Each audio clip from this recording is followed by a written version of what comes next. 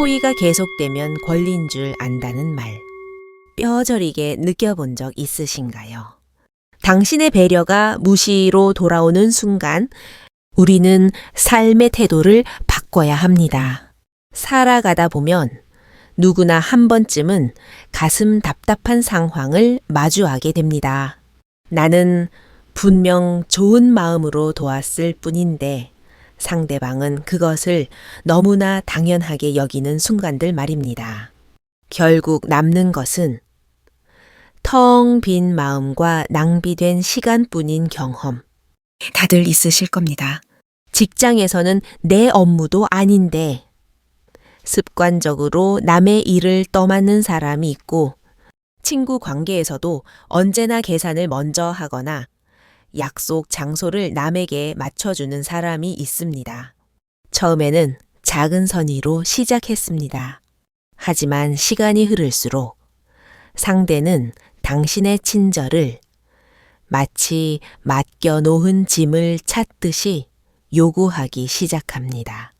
고마움이라는 단어는 사라지고 어느새 뻔뻔한 요구만이 그 자리를 채웁니다. 그때 우리는 비로소 뒤통수를 맞은 듯 깨닫게 됩니다. 내가 지금 좋은 사람으로 대우받는 것이 아니라 부리기 쉬운 만만한 존재가 되었구나 하는 서글픈 진실을 말입니다. 누군가에게 이용당한다는 것은 단순히 손해를 보는 문제가 아닙니다. 그것은 나의 자존감을 갉아먹고 스스로의 가치를 바닥으로 떨어뜨리며 종국에는 인생의 균형추를 무너뜨리는 위험한 일입니다. 선한 의도로 시작했으나 끝내 상처와 허무함만 남는 관계가 우리 주변에는 너무나 많습니다. 성인들은 이렇게 가르쳤습니다. 지혜가 결여된 선행은 때로는 나를 찌르는 칼날이 된다고 말입니다. 아무리 가슴이 따뜻해도 냉철한 지혜가 받쳐주지 않는다면 그 온기는 나 자신을 태워버리는 화마가 될 뿐입니다. 따라서 선함과 자비심은 반드시 지혜라는 그릇에 담겨야 안전합니다. 현대 사회는 눈코 뜰 새 없이 빠르고 인간관계는 실타래처럼 복잡하게 얽혀 있습니다. 누군가는 당신의 선의를 틈타 자신의 이득을 취하려 하고 누군가는 당신의 침묵을 무능함으로 오해합니다. 그렇기에 우리는 더욱 현명하게 자신을 보호하는 기술을 익혀야 합니다. 왜냐하면 스스로를 귀하게 여기지 않는 사람은 결코 남에게도 귀한 대접을 받을 수 없기 때문입니다. 이용당하지 않는 삶이란 단순히 손해를 피하는 처세술이 아닙니다. 그것은 내 인생의 주도권을 쥐는 것이며 나의 존엄성을 사수하는 투쟁입니다. 자기 자신을 먼저 존중할 줄 아는 사람만이 타인과도 건강한 유대를 맺을 수 있고 그때 비로소 진정한 복이 물 흐르듯 따라오게 됩니다. 성현들의 지혜를 빌려 단단한 마음의 근육을 키우고 삶의 중심을 되찾는 방법을 이야기하려 합니다. 이 여정을 통해 우리는 더 이상 끌려다니는 삶이 아닌 존중과 행운이 깃드는 주체적인 삶으로 나아갈 수 있을 것입니다. 1부. 왜 당신의 착한 마음은 약점이 되는가? 사람들은 흔히 착함을 최고의 미덕이라 칭송합니다. 타인을 배려하고 가진 것을 나누며 먼저 손을 내미는 태도는 분명 삭막한 세상을 덮이는 난로와 같습니다. 그러나 모순적이게도 바로 그 착한 성품 때문에 어떤 이들은 끊임없이 착취당하며 고통의 늪에 빠집니다. 회사 생활을 떠올려 보십시오. 일이 쏟아질 때마다 습관적으로 제가 할게요 라고 나서는 사람이 있습니다. 회의실 세팅, 잡다한 서류 정리, 남들이 기피하는 굳은 일까지 도맡아 하는 사람 말입니다. 처음에는 동료들이 박수를 보냅니다. 하지만 시간이 지날수록 그 박수 소리는 당연하다는 침묵으로 바뀝니다. 쟤는 원래 저런 거 좋아하잖아. 어차피 김 대리가 할 텐데 뭐. 결국 그 사람은 자신의 핵심 업무보다 남의 뒤치다꺼리에 에너지를 쏟게 되고 결정적인 순간에는 능력 있는 사람이 아니라 불이기 좋은 사람으로만 각인됩니다. 가까운 지인 사이에서도 패턴은 동일합니다. 돈을 빌려주고도 못 받고 시간을 쪼개어 달려가주며 늘 헌신하는 사람이 있습니다. 그러나 고마움의 유효 기간은 짧습니다. 친구끼리 이 정도는 해줘야지. 너는 원래 착하잖아. 이런 말이 반복되면 상대의 부탁은 어느새 의무가 되고 착한 사람의 영혼은 서서히 고갈됩니다. 결국 남는 건 감사가 아니라 끝없는 빚쟁이 같은 요구뿐입니다. 도대체 왜 이런 비극이 일어날까요? 그 핵심 원인은 바로 착함 속에 분별력이 빠져 있기 때문입니다. 옛 스승들은 경고했습니다. 분별 없는 선심은 때로 자신을 해치는 흉기가 된다. 아무리 마음이 비단결 같아도 울타리 없는 착함은 상대에게 호의가 아니라 공략하기 쉬운 빈틈으로 보입니다. 그 틈이 벌어질수록 상대는 더 큰 것을 원하고 나는 더 많이 양보하다. 결국 나 자신을 잃어버리게 됩니다. 우리가 사는 세상은 경쟁이 치열하고 속도가 생명입니다. 사람들은 본능적으로 최소한의 노력으로 최대한의 이익을 얻으려 합니다. 그 과정에서 방어막이 없는 착한 사람은 먹잇감이 되기 십상입니다.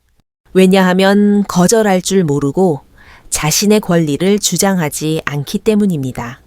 겉으로는 웃고 있지만 속으로는 억울함과 화가 쌓여 결국 화병이 나기도 합니다. 여기서 명심해야 할 것은 착함 그 자체가 죄는 아니라는 점입니다. 선한 마음은 분명 보석처럼 귀한 덕목입니다.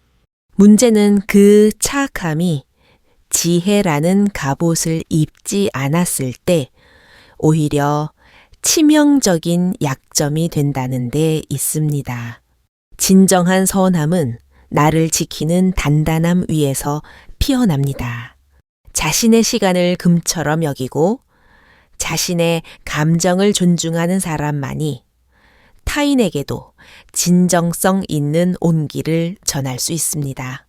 우리는 흔히 자위합니다. 그래도 착하게 살면 언젠가 복 받겠지. 손해 좀 보면 어때? 하지만 냉정한 현실은 다릅니다. 어리석은 선행은 자해와 같습니다. 즉, 지혜가 결여된 착함은 복이 아니라 고통을 불러옵니다. 오히려 내 인생을 가시밭길로 만들 뿐입니다. 그러므로 지금부터는 착함의 정기를 다시 내려야 합니다. 나의 친절이 상대를 살리는 동시에 나를 보호하고 있는가? 내가 베푼 호의가 기쁨을 낳는가? 아니면 짐만 되고 있는가? 이 질문 앞에 정직해질 때 비로소 지혜로운 선함이 시작됩니다. 2부 거절이 주기보다 힘든 사람들의 심리. 인생을 살다 보면 우리는 수많은 요구와 마주합니다. 사소한 부탁부터 인생을 좌우하는 제안까지 누군가의 요청 앞에서 우리는 선택의 기로에 섭니다. 받아들일까? 아니면 거부할까? 그런데 유독 노노라고 말하지 못하는 사람들이 있습니다. 상대가 부탁하면 반사적으로 그래라고 대답합니다. 속마음은 불편하고 버거워도 겉으로는 사람 좋은 미소를 짓습니다. 왜냐하면 거절하는 순간 관계에 금이 갈까봐 공포를 느끼기 때문입니다. 이들은 대체로 심성이 곱고 여립니다. 남에게 싫은 소리 듣는 것을 견디지 못합니다. 안 된다는 말을 하면 상대가 상처받을까봐 전전긍긍합니다. 그래서 자신의 감정은 지하실에 가두고 남의 기분만 살핍니다. 결국 본인은 속이 썩어 들어가면서도 침묵의 긍정을 선택합니다. 거절 못하는 사람들에게는 몇 가지 뚜렷한 특징이 있습니다. 첫째, 타인의 인정에 목을 맵니다. 마치 거절이 관계의 파탄을 의미한다고 착각합니다. 그러나 실상은 정반대입니다. 적절한 거절은 관계를 더욱 건강하게 환기시킵니다. 적당한 거리가 있을 때 사람 사이에 존중이라는 공기가 통합니다. 둘째, 자신의 감정보다 타인의 기분을 상석에 모십니다. 내가 좀 참으면 평화롭겠지. 내가 희생하면 저 사람이 편할 거야. 이렇게 합리화하며 자신을 갉아먹습니다. 하지만 결국 그 참음은 앙금이 되어 상대에 대한 원망과 짜증으로 변질됩니다. 처음에는 순수한 의도였지만 시간이 지나면 피해의식만 남습니다. 셋째, 거절 못하는 사람은 자신의 시간표를 사수하지 못합니다. 누군가 부를 때마다 내 일정을 뒤집고 계획을 미루고 정작 내가 해야 할 중요한 일은 뒷전으로 밀려납니다. 결국 결정적인 순간에 준비 부족으로 실패하고 그 책임은 오롯이 자신이 떠안게 됩니다. 넷째, 이런 태도는 상대방에게 만만한 사람이라는 신호를 줍니다. 한두 번은 고마워하겠지요. 그러나 반복되면 그것은 권리가 되고 습관이 됩니다. 저 사람은 원래 다 들어줘. 이런 인식이 박히면 감사는 증발하고 요구사항만 남습니다. 옛말에 이르기를 지혜 없는 베풀면 독이 된다고 했습니다. 거절하지 못하는 태도는 결국 자신을 망치는 어리석음입니다. 나를 지키지 못하는 선행은 남을 위한 것도 나를 위한 것도 아닙니다. 그저 모두를 불행의 늪으로 끌고 갈 뿐입니다. 현대 심리학에서도 동일하게 경고합니다. 경계선이 없는 사람은 인간관계에서 쉽게 소진되고 번아우트, 결국은 사람 만나는 것 자체를 기피하게 된다고 합니다. 자기 자신을 귀하게 여기지 않으면 타인에게도 귀한 대접을 받을 수 없습니다. 그러므로 우리는 거절하는 법을 훈련해야 합니다. 거절은 이기적인 행위가 아닙니다. 오히려 나를 보호하고 관계를 지속 가능하게 만드는 현명한 결단입니다. 부드럽지만 단호하게 상대의 입장은 이해하되 내 상황도 명확히 알리는 화법을 익혀야 합니다. 거절은 인연을 끊는 칼이 아니라 관계를 바르게 세우는 지지대입니다. 내가 나를 존중할 때 타인도 나를 존중합니다. 이 단순한 진리를 가슴에 새긴다면 우리는 더 이상 이용당하는 삶이 아닌 존중받는 삶의 주인공이 될 수 있습니다. 3부, 건강한 경계선은 나를 지키는 성벽이다. 사람과 사람 사이에는 눈에 보이지 않는 선이 존재합니다. 이 선은 물리적으로는 없지만 관계의 균형을 잡아주는 중요한 울타리입니다. 이 선을 우리는 바운더리, 즉 경계라고 부릅니다. 건강한 경계가 무너진 사람은 타인에게 휩쓸리기 쉽습니다. 상대가 원하면 간도 쓸가에도 내어주고 부탁하면 무조건 예스를 외칩니다. 그 과정에서 본인의 마음은 너덜너덜해지지만 정작 자신은 그 심각성을 모릅니다. 그러다 결국 멘탈이 붕괴되고 관계마저 파탄 납니다. 경계가 희미하면 상대는 나를 어려워하지 않습니다. 내가 내 구역을 지키지 않으니 타인이 흙발로 들어오는 것입니다.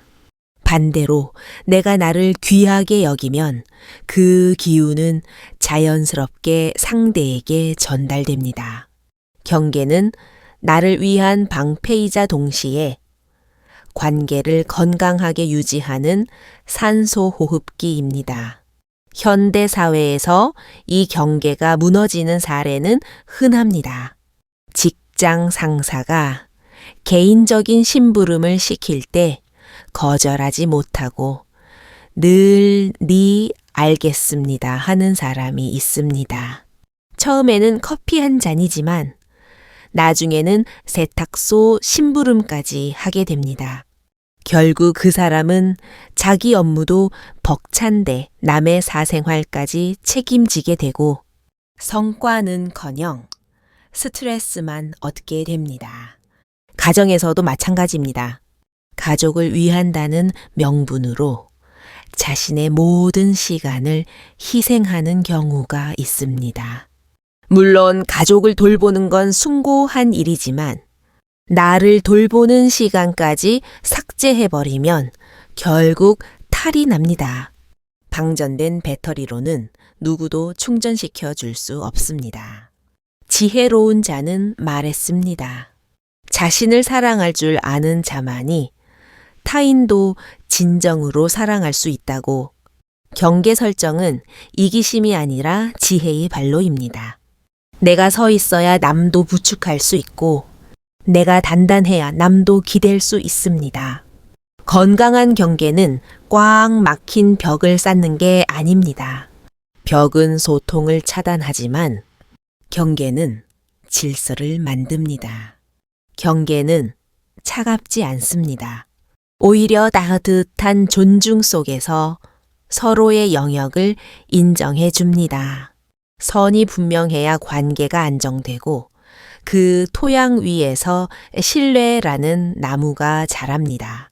심리학적으로도 경계는 자아 존중감의 핵심입니다.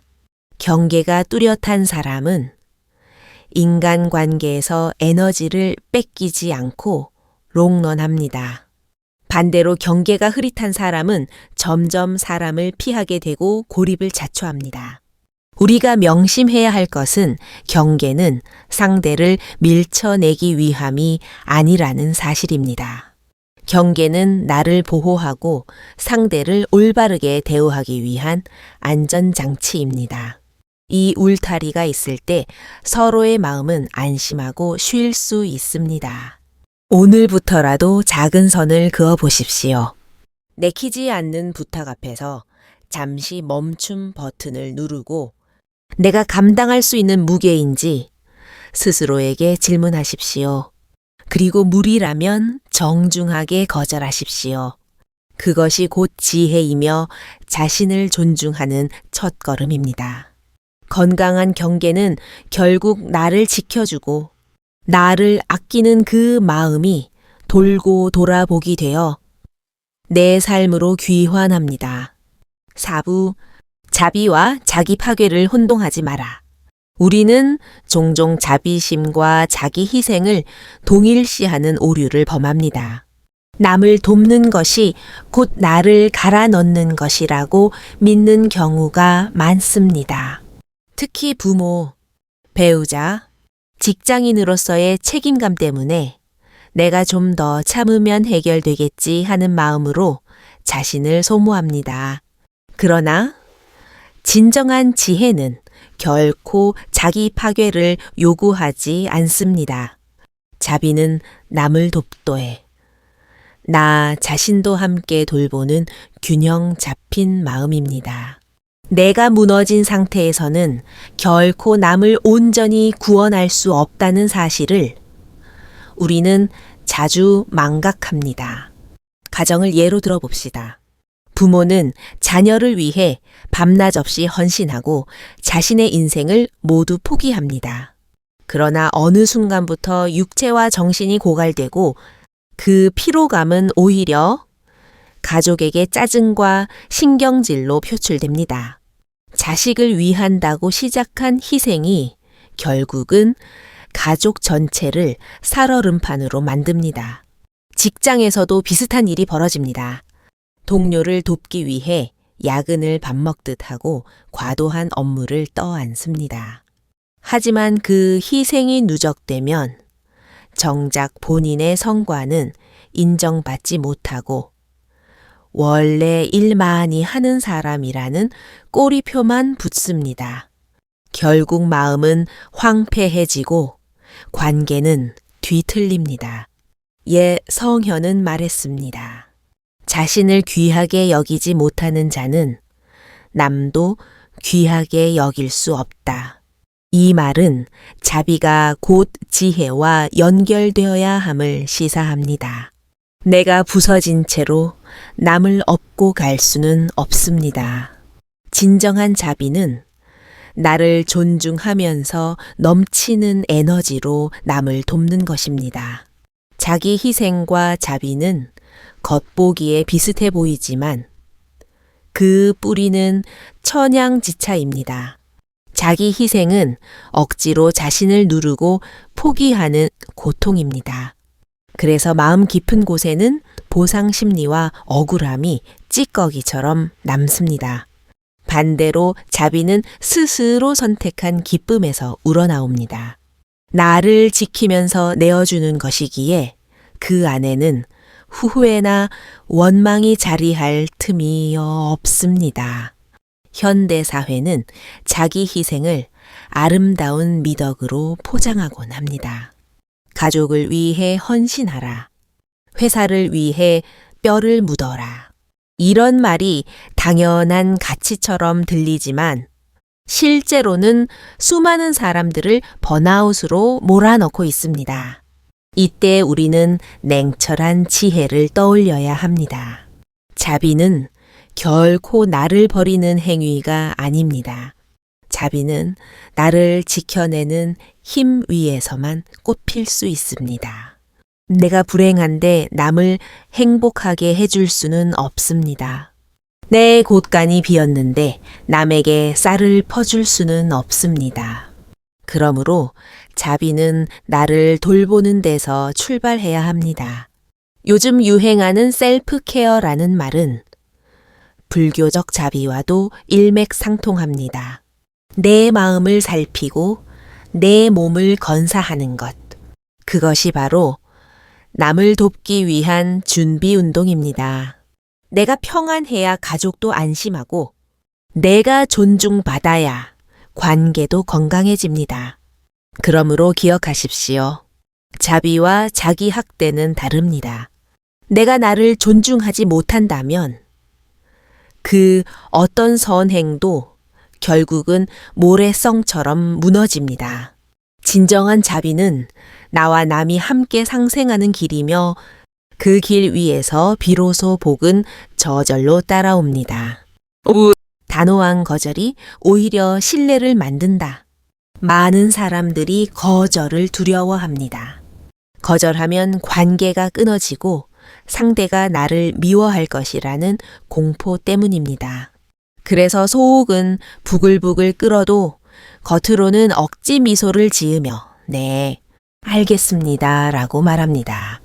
그러나 이런 비겁한 태도가 오히려 관계를 망치고 나 자신은 물론 상대방까지 불행하게 만듭니다. 거절은 결코 공격이 아닙니다. 거절은 관계 속에서 나를 지키고 상대를 올바르게 대우하는 고도의 사회적 기술입니다. 옛말에 입에 쓴 약이 몸에 좋다고 했습니다. 여기서 쓴 약이란 진심에서 나온 단호함이기도 합니다. 내가 나를 존중하는 마음에서 나온 거절은 결국 상대에게도 올바른 가이드라인을 제시합니다. 현대 사회에서는 다양한 상황에서 거절 능력이 필수적입니다. 직장에서 상사가 업무 외적인 부당한 지시를 할 때, 동료가 자신의 일을 떠넘기려 할 때, 혹은 친구가 무리한 금전 요구를 할 때 말입니다. 이럴 때마다 무조건 받아주는 것은 착한 게 아니라 나를 호구로 만들고 관계를 기형적으로 만드는 일입니다. 거절을 못하면 상대는 점점 더 선을 넘습니다. 한두 번 들어줄 때는 고마워하지만 계속 들어주면 그것은 권리처럼 굳어집니다. 이 정도는 당연히 해줄 수 있잖아. 너는 원래 착하잖아.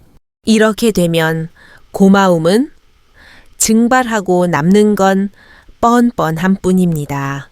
반대로 단호하게 거절하면 처음에는 서운해할 수 있습니다. 그러나 시간이 지나면 오히려 신뢰가 쌓입니다. 왜냐하면 상대는 내 한계선을 알게 되고 그 선 안에서 더 솔직하고 안전한 관계를 맺기 때문입니다. 건강한 관계는 투명한 경계 위에 지어집니다. 거절은 상대를 밀어내는 것이 아니라 관계의 규칙을 세우는 작업입니다. 내가 할 수 없는 것은 할 수 없다고 명확히 말할 때 상대는 나를 이용하기 좋은 대상이 아니라 존중해야 할 인격체로 인식하게 됩니다. 이것이 거절이 복을 부르는 이유입니다. 거절은 또한 내 인생의 시간을 확보하는 무기입니다. 불필요한 요구를 쳐낼 때마다 나는 내 삶을 선택하고 내 시간을 사수합니다. 이것이 반복되면 내 마음은 쫓기지 않고 오히려 여유와 평화가 깃듭니다. 물론 거절은 무례하게 해서는 안 됩니다. 부드럽도에 단호해야 합니다. Soft but firm. 상대의 입장은 충분히 공감해주면서도 내 뜻은 흔들림 없이 전달해야 합니다. 지금은 상황이 여의치 않습니다. 그 부탁은 제가 들어드리기 어렵습니다. 이처럼 짧고 명확한 문장이면 충분합니다. 처음에는 입이 안 떨어질 수 있습니다. 그러나 거절 근육을 키울수록 마음이 단단해지고 관계는 오히려 더 쾌적하게 변합니다. 나를 존중하는 태도는 결국 상대를 존중하는 태도와 연결됩니다. 거절은 용기가 필요한 결단입니다. 그러나 그 용기 속에서 진정한 자유가 시작됩니다. 그리고 그 자유로움이 결국 내 삶의 큰 복이 되어 돌아옵니다. 이룩부, 가스라이팅에 휘둘리지 않는 마음의 근력. 세상에는 타인을 존중하며 공생하려는 이도 많지만 자신의 이익을 위해 남을 교묘하게 조종하려는 포식자들도 존재합니다. 겉으로는 천사처럼 친절하고 부드럽게 다가오지만 속으로는 자신의 욕망을 채우려는 계산이 깔려 있습니다. 이들은 은근한 압박을 주거나 죄책감을 심어주는 기술에 능합니다. 너밖에 부탁할 사람이 없어. 내가 아니면 누가 이걸 해주겠어? 이 말 속에는 따뜻함이 아니라 통제하려는 의도가 숨어 있습니다. 처음에는 칭찬처럼 들리지만 결국 상대를 꼼짝 못하게 묶는 족쇄가 됩니다. 또 어떤 사람은 감정적인 협박으로 마음을 흔듭니다. 네가 안 도와주면 나는 끝장이야. 네가 나를 모른 척하면 나는 정말 혼자야. 이런 말은 연민을 자극하여 결국 스스로를 희생하게 만듭니다. 이것이 바로 현대 심리학에서 말하는 정서적 조종, 즉 가스라이팅의 전형적인 수법입니다. 이런 상황에 휘둘리지 않기 위해서는 마음의 코어 근육이 필요합니다. 몸의 근육이 무거운 짐을 버티게 해주듯 마음의 근육은 남의 말과 태도에 휩쓸리지 않고 스스로 중심을 잡게 해줍니다. 마음 근력은 하루아침에 생기지 않습니다. 매일의 작은 실천이 쌓여야 단단해집니다. 예를 들어 상대의 무례한 말에 즉시 반응하지 않고 잠시 숨을 고르는 것, 상대의 표정이나 감정 기복에 전염되지 않고 객관적으로 상황을 보는 것, 내가 할 수 있는 영역과 할 수 없는 영역을 냉정하게 구분하는 것. 이런 훈련이 반복되면 마음의 맷집이 강해집니다. 옛 스승은 말했습니다. 마음은 훈련될 수 있다. 마음을 단련하면 태풍에도 뽑히지 않는 거목처럼 서게 된다. 이 가르침은 오늘날 더욱 절실합니다. 타인의 언어에 즉각적으로 휘둘리지 않고 내 중심에서 판단할 수 있을 때 우리는 비로소 자유를 얻습니다. 현대 심리학에서도 회복 탄력성의 중요성을 강조합니다. 스트레스 상황에서 감정적으로 널뛰는 사람은 쉽게 탈진하지만 호흡을 가다듬고 자기 생각을 정리하는 사람은 같은 상황에서도 훨씬 의연하게 대처합니다. 이것은 훈련된 내면의 힘에서 비롯됩니다. 이용하려는 사람에게 먹잇감이 되지 않으려면 무엇보다 나의 기준이 명확해야 합니다.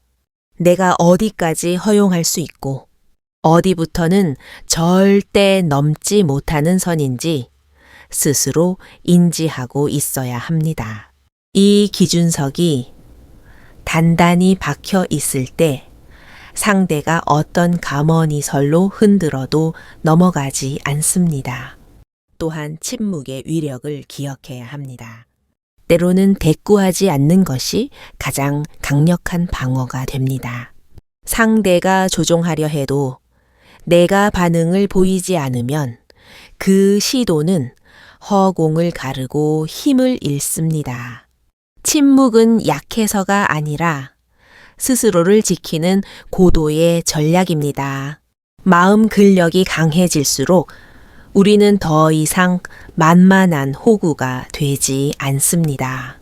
그 대신 함부로 대할 수 없는 품위 있는 사람으로 자리 잡게 됩니다. 사람들은 단순히 착해 빠진 사람보다 자신의 주관이 뚜렷한 사람을 더 깊이 신뢰합니다.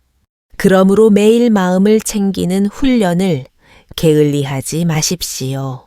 짧은 명상, 잠시의 멈춤, 내 감정을 살피는 습관.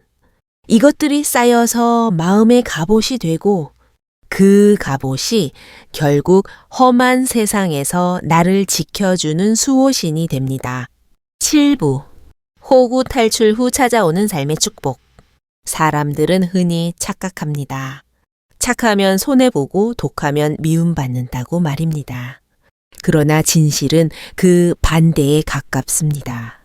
착하지만 줏대 없는 삶은 결국 이용당하고 비참해지며 단호하지만 지혜로운 삶은 결국 존중과 복을 끌어당깁니다. 내가 나를 귀하게 여길 때 세상도 나를 귀하게 대접합니다. 내가 나를 함부로 굴릴 때 세상도 나를 막 대합니다. 삶의 복은 결국 내 태도가 만드는 파동입니다. 이용당하지 않는다는 것은 단순히 남에게 속지 않는다는 뜻만이 아닙니다.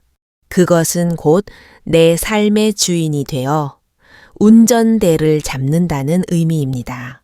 내가 내 선택을 내리고 내 시간을 통제하며 내 마음을 다스리는 것, 그것이 바로 존엄한 인간의 삶입니다.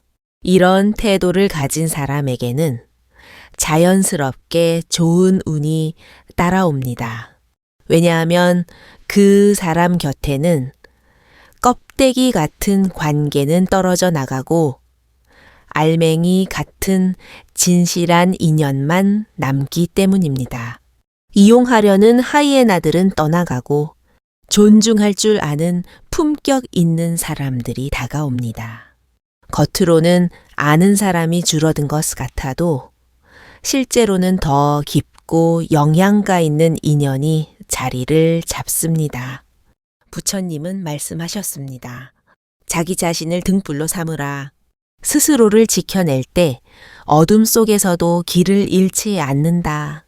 이 말씀처럼 자신을 바로 세우는 순간 삶은 혼란에서 벗어나고 복은 자연스럽게 굴러 들어옵니다. 현대 사회에서도 이 원리는 정확히 작동합니다. 자신의 기준을 가진 사람은 직장에서 리더십을 인정받습니다.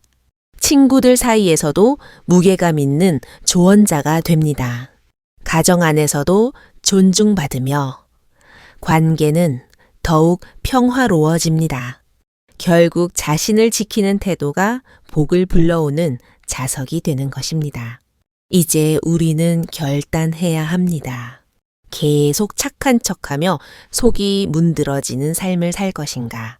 아니면 경계와 자비를 함께 갖춘 존중받는 삶을 살 것인가?